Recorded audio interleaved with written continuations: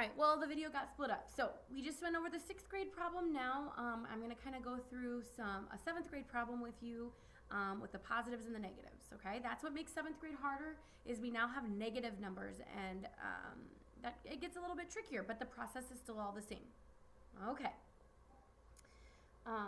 So start, again, my notes. So parentheses, PEMDAS, please excuse my dear Aunt Sally. We're going to start with parentheses.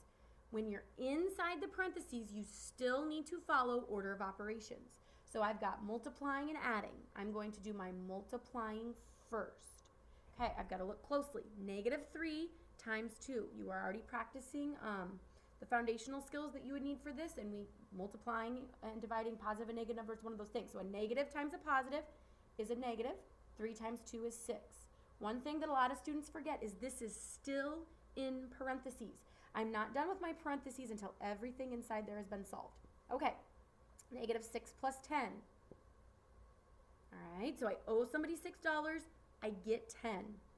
I have $4 left, positive 4. All right, now my parentheses are done. Bring down the 50 plus minus 6 squared. All right, you are practicing the negative exponent thing. Now we're moving on to exponents. So this is not -6 times -6, because if it were, that would need to be around there like that, and it's not. So this is saying do 6 squared and then bring that negative down. So 6 times 6 is 36. Put that negative there. Bring on the 4 and the 50. All right. Add, subtract, left to right. 54 minus 36. Let's see. That would be 18. 54 minus 36 is 18. Okay, so a couple things to keep in mind.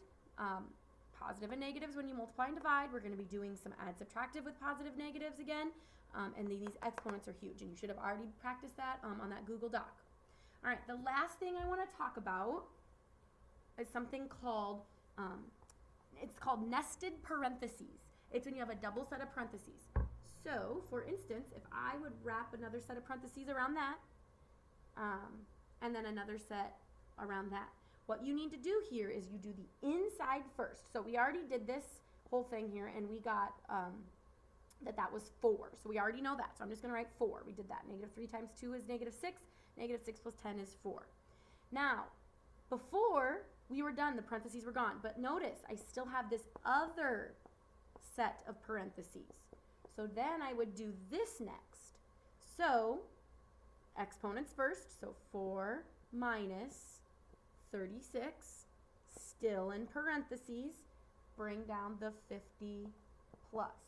All right, so if I have 4 and I'm taking 36 away, you could do keep, change, change.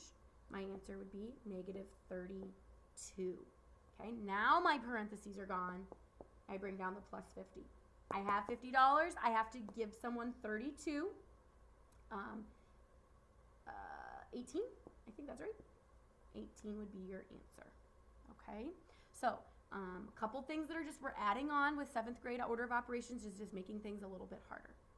All right, so that is the bit about order of operations. If you ever need to come back and view this video so you know what, remember what to do, it's here anytime.